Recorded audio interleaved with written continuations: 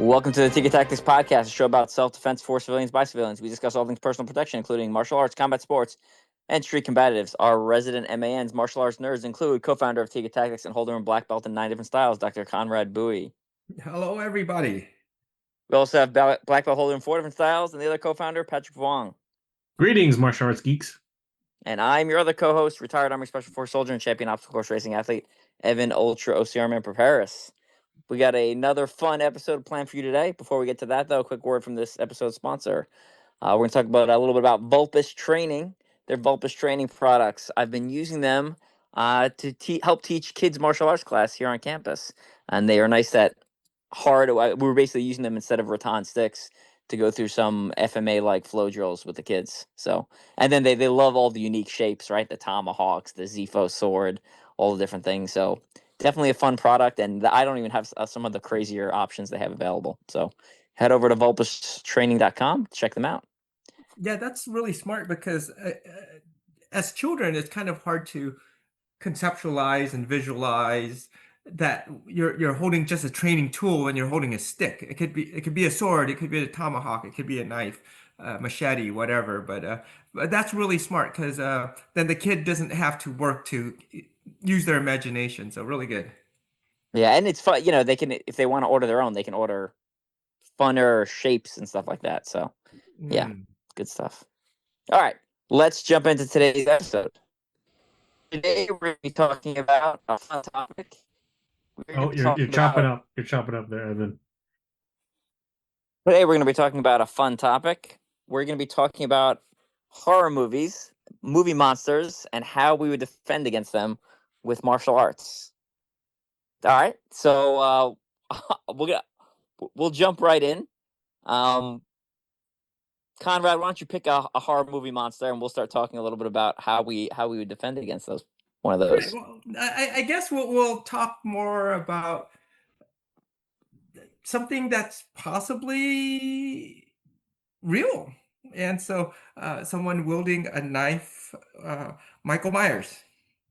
Good one. So Michael Myers of the Halloween franchise, one of I'd say probably the quote unquote the original slasher of the modern era. Mm-hmm. The Halloween movie came out, I think it was 78, late 70s. And I feel like that really birthed all the other slasher movies from that point forward. So fun fact about that, they used a William Shatner mask. They just cut out the eye holes a little bit bigger, spray painted it white, adjusted the hair a little bit, and that is the shape, as he's often called, for Michael Myers. So what's your plan here? Are we closing the distance and grappling? Are we striking? Are we what else? What are we doing here? I'd say run because he looks like a pretty big, formidable guy, and from all the sequels, it seems like he just can't die. So I would run. What do you guys got?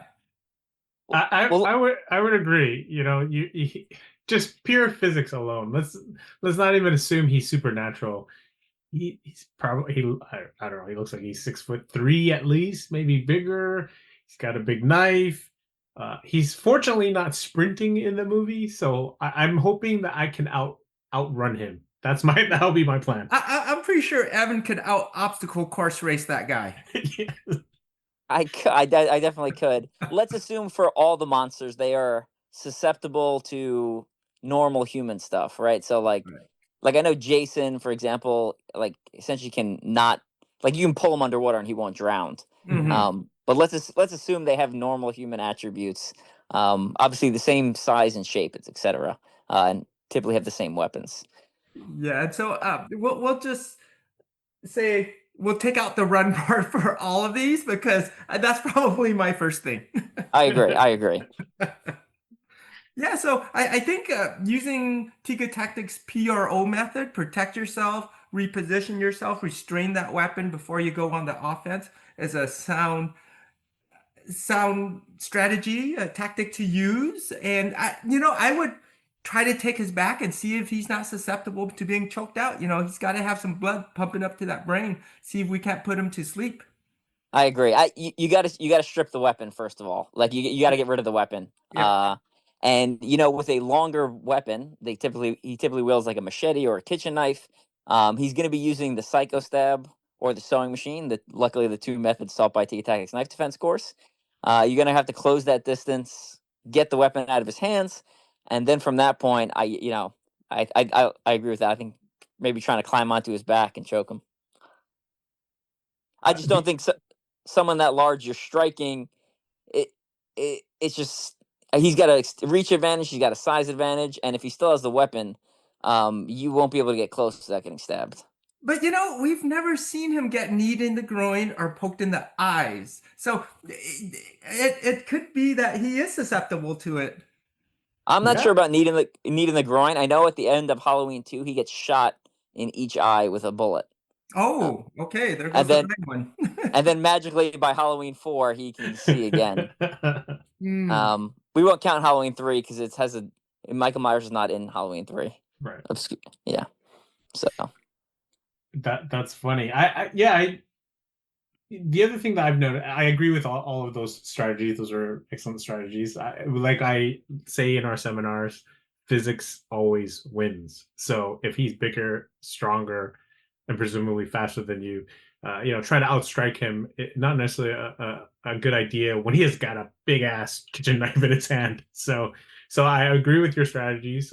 The other thing I noticed is that in pretty much every movie that I've seen of Halloween anyway, and all the sequels, he's always holding the kitchen knife, mostly in reverse grip. I mean, he does do it in forward grip sometimes, but reverse grip, and the edge is always pointed toward him.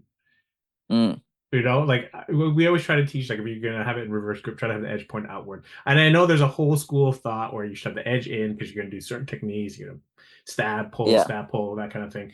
But if the edge is pointed toward him, he's actually eliminating like half of his arsenal, and he's basically got just the tip pointed toward me. So I would see if I could try to, like, in that chaos, maybe have him cut himself along the way. Again, very risky. Patrick, very risky. Patrick, apparently you didn't realize that he took FMA lessons and using that call blade. That's right. Right. He is a Bacall master. Yeah. So yeah, definitely use all those strategies that we mentioned. And in that chaos, I would try to have him possibly cut himself because the edge point toward him. There's scenes where he grabs the victim with the left hand. So in that chaos, you could easily deflect his knife hand into his free hand, and that sort of thing. So I'd say the one good thing is he wears that heavy duty like mechanics jumpsuit. Mm-hmm. So if you're good with gi, right? If you're good with gi jiu-jitsu, I think that you can get some good chokes on him on that. And unlike Jason, his mask it's just rubber, right? So like any strikes to the face are going to go through that versus Jason's hockey mask is designed to absorb a little bit of impact. So strikes to the face against someone like Jason would be a little less effective.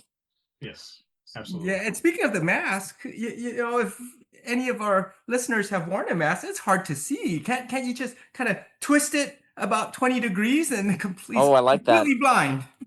Give him the old hockey maneuver. Instead of pulling the shirt over his head, you just rotate his mask. Yeah, that's genius. Yes.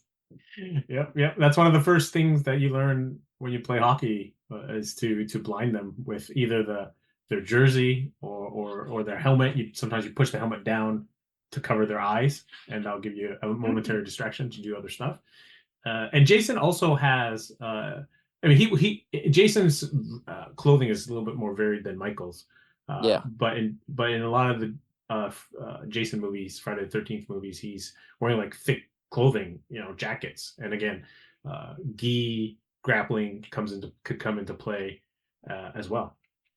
I think by the end, by the time we get to like 9, though, Jason Goes to Hell, his clothes are like burnt and torn. So I worry about the structural integrity right. of them. Right. And also, like, with Michael Myers, you can move that mask on his face. By Jason Goes to Hell, the mask is like grown into his face, and it's like stuck in there, so you wouldn't be able to move it really. Right, that's true. I forgot about those later sequels because at that point, who's watching them? I don't want to brag, but I saw Jason Goes to Hell in theaters. Oh wow, that's awesome. And As my dad likes to say, I was the youngest person in the theater, and he was the oldest. Oh, wow. And that is totally bragging. Yes, absolutely. I want to say we saw it on opening night on Friday the 13th as well. That's awesome. And your dad had no qualms about taking a kid to go see an R-rated movie. By that point, I'd seen a lot of R-rated movies. So I was a teenager. I don't remember that. We have to do math on the year, but It came out in 1993. okay. So okay, Jason Goes to Hell in '93. That doesn't sound right. Yeah, Jason Goes to Hell, The Final Friday, 1993. Oh yeah. Oh, I guess it's 11. Preteen. You're a preteen. Maybe some questionable parenting, but I came out all right. That's awesome. Oh man, I had seen a lot of horror movies by that time. So Jason and Michael Myers are very similar. Mm-hmm. What did your strategy change with Leatherface? Leatherface, again, from the Texas Chainsaw Massacre movies. He's got a mask made of essentially human skin, but he's wielding a chainsaw, so he's not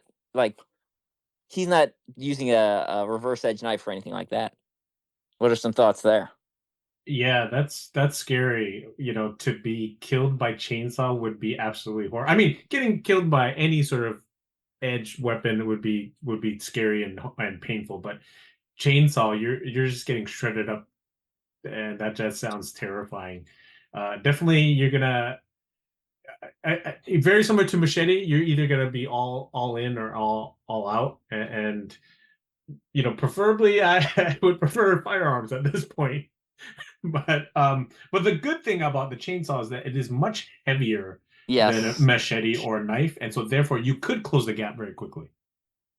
Yes, hopefully if he's using it more like a shield, like where he's not moving it a whole bunch, you're gonna have a really hard time. Mm-hmm. If he's swinging it wildly, I think that's actually to your advantage because, like you said, the weight is gonna go past, and at that point you can crash in. Yes. Again, all assuming you can't run. Here. Mm-hmm. Yeah, maybe have him in a tight spaces as well, where he's less mobile and you're a little more mobile. Heavy furniture might be able to slow it down for a little bit so that you can control his weapon as well too. Mm-hmm. Excellent. Good. I think we're ready to move on. Yeah. All right. Conrad.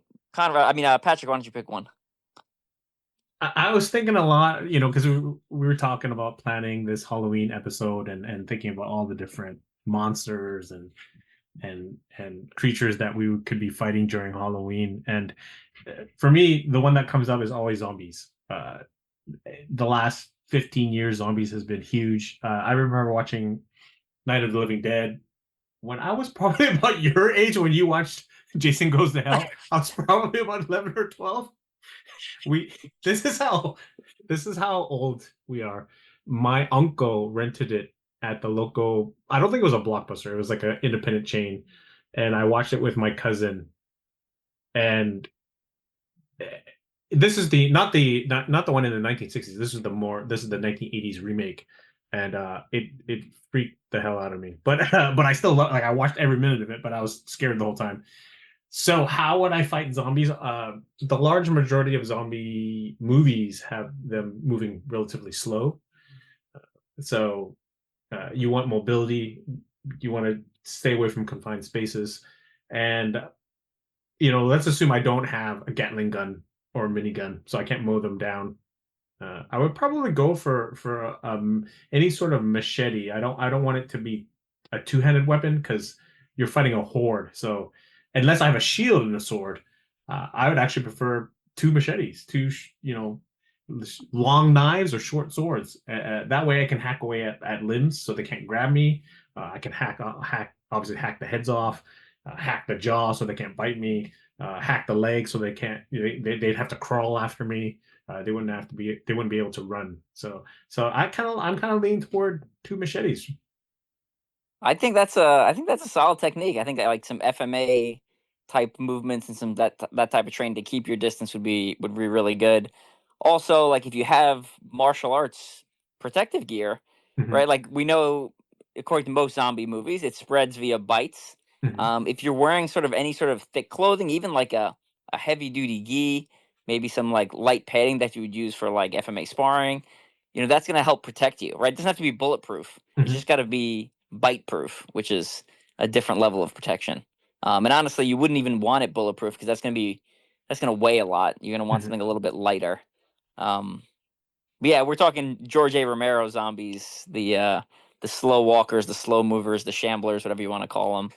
And big fan of Dawn of the Dead, Day of the Dead, Night of the Living Dead, all those movies. Fun fact: the Dawn of the Dead was filmed in Monroeville, Pennsylvania. You can go to the mall there where it was filmed, and they still have like a museum in the corner of the mall that has a bunch of like artifacts from Night of the Living Dead and Dawn of the Dead. It's pretty awesome. I went there after a 12-hour toughest mudder race. Also with my Speaking dad. speaking of zombies, running for 12 hours probably turns you into a zombie. Yeah. Yeah, no sleeping. And I by the end I'm moving like a shambler, like a George A. Romero zombie. So yeah, I think. Any other thoughts, Conrad? What do you think? Well, a lot of zombie movies, you have to somehow destroy the brain with a gunshot, hammer, or like machete, cut off their head or something like that. So I definitely want something of that category where you can damage the brain. So I've seen in I can't remember which zombie movie, but they said, well, the zombies they're not getting great nutrition, so their bone density has degraded, so it's easy to bash them in the skull. So maybe a hammer. Yep. That's good. Does your strategy change if they're like World War Z type zombies, the movie World War Z, which are like, or 28 Days Later, which are technically not zombies, where they're fast, they're runners. Wow, that would be scary. Yeah, that is scary. I remember when I first watched those type of movies, like 28 Days Later, and whoa, that was scary because the whole equation has changed then.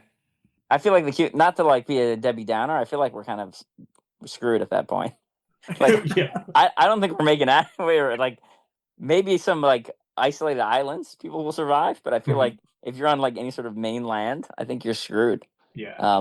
And especially if it infects slowly, right? If it infects you quick and you quickly turn, it'd be a lot easier to isolate versus if there's like a long gestation period, you're basically screwed. Yep. Yep. The idea of fighting, running zombies is frightening. Not just the sheer terror, but it's also because they don't feel any pain, so it's kind of like you're fighting a superhero. Yeah. Mm-hmm. The one kind of thing I'll add for if let's say I don't have any sort of striking weapons, if I'm using my hands to kind of punch them off, you're gonna want something on your hands to protect your hands in case you have to punch him in the face. Otherwise, you're essentially like putting your fist into his mouth, essentially getting him bitten. Right. So maybe some sort of like some sort of gloves, but then like adding brass knuckles onto them or something, or some sort of hard outer shell to kind of penetrate that soft malnutrition skull that they've got.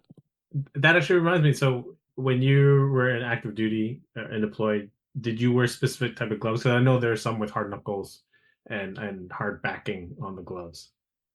Yeah, so basically we just wanted something with good dexterity. That being said, a lot of the guys like the Oakley gloves with the hard knuckles. I ended up, my go-to choice was a brand called Wiley X, because the fabric on those gloves was Nomex, so it was like essentially burn proof or burn resistant. The Oakley ones were not burn resistant, so they would, if you were in sort of some serious incident, they could like melt to your hands. So, but yeah, we had the hard knuckle gloves, and it was not only as a a tertiary option for like punching someone to get them off of you, but also just like running through houses and like by walls, you would like scrape your hands against walls, right? So it was just like another protective layer, kind of like a motorcycle gloves, right? So, so yeah, I like the hard knuckle gloves. I think it was a good additional tool to have. Doesn't require putting anything on. Doesn't require you to draw anything. It's yeah, they're nice. I would highly recommend those. And some guys cut the fingers off too to get better dexterity. It really depended on the person. Right. Yeah. Good stuff. All right, let's keep it moving. I'm gonna go with one of my favorite franchises. I'm gonna go with Cenobites or Pinhead from Hellraiser. So if you're not familiar with Hellraiser franchise, essentially there's a puzzle box that's been, it's been imbued with like hell energy, hell power, whatever you want to call it. People open the puzzle box, and then these Cenobites come out, these demons, essentially, hell priest, and they essentially torture the person who opened the box.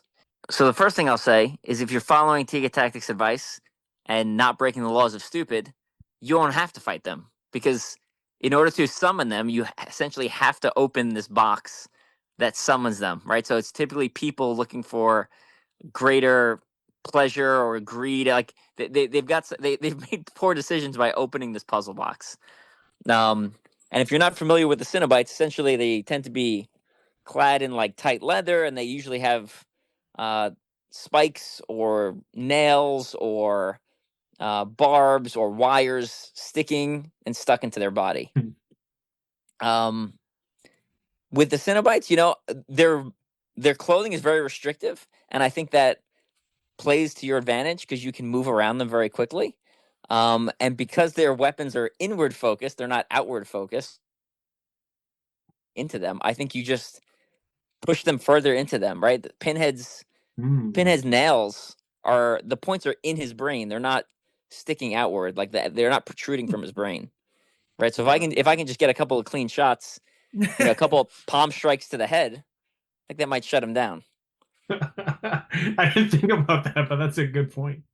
I think he has like some vast demonic powers. He's almost supernatural. So I would say you would need to fight him spiritually, maybe. Maybe Oh, I like that. The strengths of what you're learning right now, going to school there, or whether that could be some Taoist charms or some supernatural things. So you might have to lean on your spiritual strength there. I don't know because what do you think about that, Evan?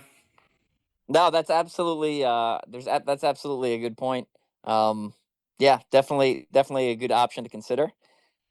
His powers, he tends to like, the one thing he does is he tends to like call forth chains with like hooks on the end that usually grab people. Mm-hmm. So that's pretty awful. And then he's a hell priest, right? So he has control over other demonic things. So yeah, spiritual warfare is definitely an option. And if we go by the Bible, prayer, fasting, and almsgiving is a way to improve yourself spiritually, to fight against that stuff. And then, the golden rule: love God, and treat your neighbor, love your neighbor, treat them as yourself, type stuff. Absolutely. Excellent. Any thoughts? Any other thoughts, Patrick? Yeah, not so much how to fight them, because I'd be out of my element. But I did watch this movie, the first Hellraiser, which I believe came out in 1987. And all my life I was scared to death of this movie because it came out when I was a kid, and I knew what Pinhead looked like. I had no clue what the movie was about. Recently watched it within the last year or two, and I was so bored. It was like one of the worst classic horror movies I've ever seen. I was so bored. This is so boring. I couldn't believe it. It was not scary. The acting is so bad. I love Hellraiser. You are upsetting me. This is we're gonna have you're ruining our friendship here. No, it was terrible. It's a horrible movie. Maybe you need to watch it a second time, Patrick. I agree. No, then that would be as if I opened the box and they are torturing me. So speaking of seeing it in theaters, I saw the fourth one, Bloodlines, the last theatrical release, also with my dad in theaters. Also, pretty sure we were the youngest and oldest in the theater again. That is awesome. And what did he think of the movie? He didn't like Bloodlines. I loved it. I like the Hellraiser franchise. I think it's very. I like it because all the other monsters and horror movie people are they're bad people, right? They hunt innocent people. What I like about Hellraiser is it's a demon, but he only comes for people who are playing with demonic things, right? So he's not coming for average Joe Schmo. He's going for people who are usually like they buy the box or they acquire it through stealing or through illegal antiquities trade or something like that. And then those people are typically looking for some sort of deeper, lustful gratification. So I thought I like the originals. I like the new. There was a remake, and I thought the remake was really good. All right, the sequels that came out after 4 are all straight to video, all pretty poor quality.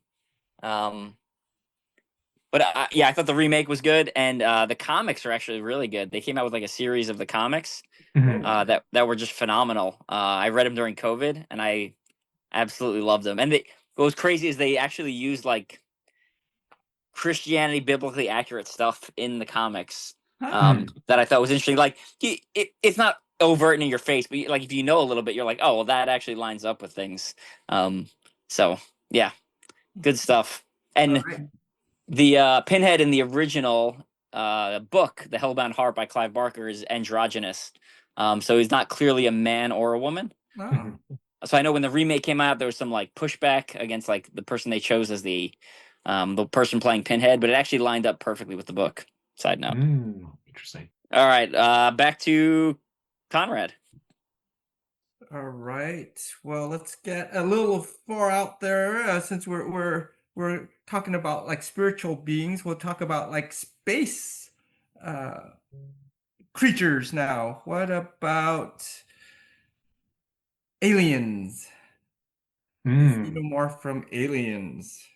Yeah. So Patrick, why don't you lead this one? That one is tough. You'd think it'd be easy because they don't have any eyes, but they delve into this more in like the later movies and in Alien Earth, the latest TV show on Hulu or FX, I believe. But so basically the way they hunt is they have multiple senses. Obviously, they're very good at hearing. They have heat register, so it's almost like infrared, and they also communicate by sound. It's almost like a hive mind. So there'll be certain frequencies that only they can hear, and that's how they communicate, and that's how they hunt. And so it's pretty frightening. Of course, in the early movies, the Space Marines, and Sigourney Weaver didn't know any of this. And so how do you fight them hand to hand? I mean, obviously they used the firearms or guns, big machinery, that kind of thing. If we're here on Earth, wow, they're just so fast. And they come in different forms too. You know, some of them are very small and they'll infect you almost like microorganisms, and then they grow large. They become roughly the size of like a lion. And how do you defend yourself against something that big that moves that fast? I have no clue. I mean, if I don't have, again, like if I don't have a Gatling gun, a minigun gun, I don't have a tank. I only have the kind of like everyday items. Gonna be pretty tough. I'm gonna be going for like my halberd, my quandao, my spears, anything to keep them at length. Shovels, hockey stick, anything that will give me some distance, and try to get them into. I was gonna say try to get them in tight spaces, but they can actually crawl really well too. So I don't know. I think I'm kind of pooped out of luck on this one. Yeah, they can even swim really well, and even the Space Marines had a tough time. Game over, man. Right. Aliens is one of the greatest movies of all time. Side note. I'm just gonna throw it out there. And I agree with you, Evan. So we're still friends. With aliens, their blood is also essentially acid, right? So, and then because they're essentially animals, right? They have claws, right? So I feel like grappling seems like a really bad idea. I mean, you got to go with keeping distance and striking. Again, it's kind of a losing battle unless you have guns, but theoretically, striking and keeping them at distance because, once they get too close, those claws are just going to rip you to pieces. Just the eye wash. Eye wash them. That's it. They don't have eyes, though. We established They'll this. turn tail and run. Get them in the groin. Yeah. Good stuff. All right. Moving along, let's stick with the modern for the last two, and then we'll close it out. Patrick, what do you think? What do you want to go with? Well, if you're talking about Xenomorphs and aliens, then the next you got to talk about Predator. And I guess they, in the newest movie that's gonna come out, they actually gave a name to their species, but I don't know offhand what that is, and I probably couldn't be able to pronounce it. But I think it's like Yetuja or something. Right. Yeah, I saw the spelling. I can't pronounce it. Yeah, just also extremely frightening for the opposite reason of the Xenomorphs. Xenomorphs are scary because there's a lot of them. They're a hive. They move very quickly. They're not very smart, but they rely on instincts. And the Predator, on the other hand, is hyper intelligent, even more intelligent than humans, have superior technology, and also they're quite big and strong and fast. So obviously we've seen a few movies where humans can defeat them. It requires a lot of smarts, maybe some Arnold Schwarzenegger level muscles, but it is possible. It would require a lot of ingenuity. You just can't straight up fist fight them. Strikes, empty hand strikes, probably not going to work. We could try to grapple, but we don't know if they have the same arteries, the same breathing apparatus. So you might be trying to choke them and they'd be getting tickled. It might not work. So if you had like huge blades, machine guns, things like that, it could work. But very frightening. I don't know. What do you think, Conrad? Just strip their mask off and eye wash. That's it. Eye wash, and you're done. Well, I just recently saw a movie called Prey, and that was based on the Predator series. And this was back in the Native American times. And so it was a good movie. I thought it was a very decent movie. And but at the end, of course, the Native Americans, they beat the Predator. And I was sitting there thinking, this guy must be a loser, I mean, he's got the advantage of stealth. He has the technology, and he's getting beat by these people with bows and arrows, literally, and knives and things like that. So I thought, okay, they portrayed the Native Americans as very skilled, and they did. The fight scenes were pretty good. I thought it was well choreographed. It was well put together, but still, come on. I agree. I thought, oh, no. How the Predator had an obvious advantage because no one even knew he was there in the first place, or what he was, or that he was even there. And he's got all the advanced technology and everything. And at the end, he got his butt handed to him. So I was sitting there at the end thinking, wow, this is a good movie, pretty solid, but he must be a loser. I mean, I guess they come in all shape, sizes / quality, So just like if you grab a random person, random police officer, random cop, or random hunter, right? Like someone who hunts, you're gonna get all sorts of variety and quality. So that makes sense, actually. I'll buy it. Sure. I just saw an infograph on social media that says watching Predator once a week raises your testosterone levels by 400%, which has to be true. Yeah, clearly. I'm not even going to bother fact checking that because Aliens and Predator, the two of the greatest action sci-fi movies of all time, definitely. I agree. Yes, and to have a crossover was genius as well too. I the movie might not be great, but I'm just sitting there thinking this crossover is so awesome. Yeah. One of my friends sent me another infograph on Predator. It says, marriage is not as good as watching Predator, says most men. Study reveals marrying the perfect woman is nowhere near as good as watching 1987's Predator. And my response was, don't ask questions you don't want to know the answer to. So That's awesome. That's But right. It sounds so true. Why even bother fact checking this stuff?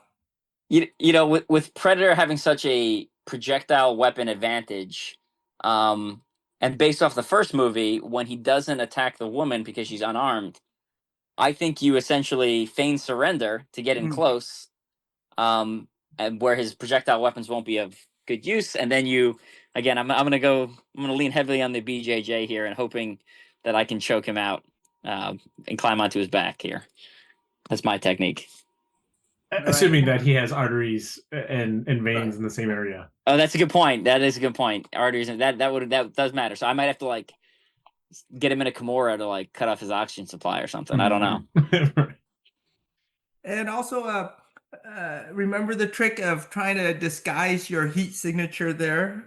Apparently, they use some kind of heat sensor. So it's like Arnold did. He covered himself in mud, and also in Prey, they did something similar as well too. I'm not going to give it away, but they did something similar as well to fool the Predator. Nice. I gotta watch. I still have to watch Prey. I started it and got sidetracked. So I enjoyed it. They also came out with Predator: Killer of Killers, which is the animated movie, and that was also very enjoyable. Also super fake, but it's less fake because it is animated. But it's a really cool premise. They basically take humans from different time periods and pit them together. So definitely recommend it if you have some free time. gotcha. All right, last one, and we'll wrap up the episode. I'm gonna go with the horror icon. Probably I'd say one of the ones that kind of like pulled me into horror franchises is Freddy Krueger. Right. Right. So, not particularly big guy, covered in burns. He's got a glove on one hand with 4 essentially sharp knives sticking out of it, and wearing a raggedy old sweater. And let's assume he's outside of the dream, so he doesn't have a lot of his magical powers. It's essentially a smaller version of Jason or Michael Myers, except he has lots of blades and they're on one hand, which I actually think is not as advantageous as people think. I think it's just an awkward mechanic, and I feel like the glove would flex a lot. So I'm gonna, similar to Jason, Michael Myers, I think I'm gonna try to close distance, get 2-on-1 on that wrist, get control of that hand, and then either force his own knife blade hand back into him. Yeah, I think that's what I'm doing. That's a sound plan. I was gonna say if it were from Freddy from the movie, I would lose this because you basically can only fight him in your dreams. And every time I have fought in my dreams, I'm like stuck in quicksand, or I'm moving at half speed, or I'm punching fast but doing no damage. So when you mentioned Freddy Krueger before when we were playing this, I honestly scared to death of Freddy Krueger, because if you're fighting him in the dream, automatic loss for me. In real life, I would agree with you. I think if you can control the wrist or control that arm, you've got a pretty good chance of overcoming him, because again, physics always wins, and he seems to be a smaller guy as compared to Michael Myers or Jason. Oh, come on, guys. PRO, protect yourselves, reposition, restrain the weapon, and just the eye wash, and he's done. The eye wash would work better against him. I do agree with that. Man, he's a skinny guy. Any one of us can take him on. He needs to lift. Bro, do you even lift? That's what I'm saying. I would actually take one of my machetes and just lop off that hand at the wrist or the forearm and be done with him. That's a good plan. That would work.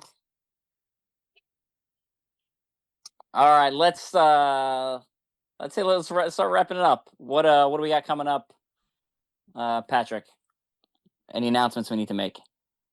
We've got a couple things in the back burner, or I should say the front burner, but I don't want to quite reveal them quite yet. I would just say please subscribe to our newsletter. You'll get announcements there, and also subscribe to all of our social media accounts. The newsletter, people on our newsletter are subscribers. You kind of get the inside scoop So definitely subscribe there. But on our social media, we'll also announce similar information, maybe just a little bit later. But the cool thing about social media is that you get a lot of our content for free. So we're on Instagram at tigatactics.com. We're on Instagram at Tiga Tactics. We're on Facebook. Again, the address /Tiga Tactics. We're also on YouTube. So look us up there. I believe it's Tiga Tactics HQ on YouTube. And subscribe to all their platforms and get free content. Yeah, sounds good. And we're gearing up for apologies. We're gearing up for 2026, so watch out for our calendar coming out for our 2026 schedule, as well as we might have a little something gift for our listeners, as well as Tiga Tactics team members before the end of the year. So like what Patrick said, just please subscribe to our email and follow us on social media. Yeah, I've said it before, but it's worth taking at least one online course just to get into the Facebook group and to start getting in the know, because there's a lot of other benefits that are not seen publicly that are behind the inside the Facebook group. So definitely get in there. That's exactly right. We basically, if you train with us in person, or you subscribe, or you enroll to one of our online courses, one of the benefits is that you get exclusive invite to our Facebook group. And that is an exclusive group where we release all the information first. So everybody there is getting the real inside scoop.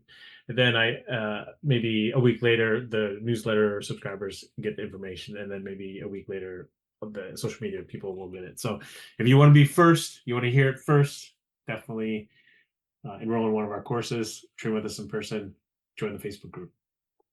And there's been free webinars through the Facebook group as well. So again, yes, just another perk. Conrad, can you mention the contest we won? Since you mentioned spiritual warfare, and we've been talking a lot about blades. Yeah, the Dynamis blades. Check out our social media. We've had unboxings. I think you had one on YouTube. Is that right? That's right. Yeah.